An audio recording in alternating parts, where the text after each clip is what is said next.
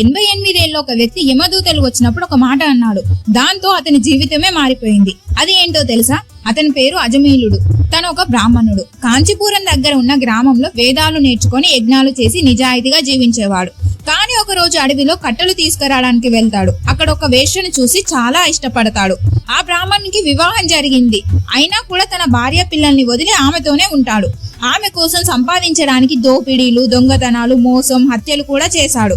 అతనికి 10 మంది కొడుకులు పుడతారు. అందులో చిన్నవాడి పేరు నారాయణ. కొంతకాలం తర్వాత అజమీలుడు 88 ఏళ్ల వయసులో మరణాశయపై పడిపోయాడు.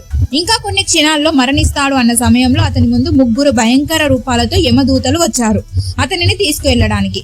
వారిని చూసిన అజమీలుడు భయంతో అక్కడే ఉన్న తన చిన్న కొడుకుని చూసి గట్టిగా అరిచాడు, నారాయణ నారాయణ అని. అది భక్తితో కాదు, కేవలం తన కొడుకుని పిలిచాడు. కానీ ఆ నామం వినగానే ఆకాశం నుంచి 4 విష్ణుదూతలు అక్కడ ప్రత్యక్షమయ్యారు.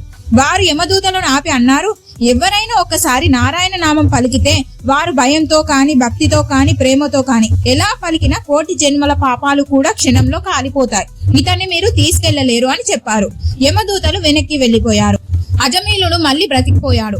ఆ రోజు నుంచి పశ్చాత్తాపపడి గంగా తీరానికి వెళ్లి తపస్సు చేశాడు. కొన్ని సంవత్సరాల తర్వాత విష్ణుదూతలు తిరిగి వచ్చి అతన్ని వైకుంఠానికి తీసుకువెళ్లారు. ఇది ఆ బ్రాహ్మణుని కథ. నారాయణ నామం వల్ల అతని జీవితమే మారిపోయింది. ఇది శ్రీమద్ భాగవతం మహాపురాణం 6వ స్కందంలో చెప్పారు. ఇలాంటి రహస్యాలు తెలుసుకోవడానికి మన ఛానల్ ని సబ్స్క్రైబ్ చేసుకోండి.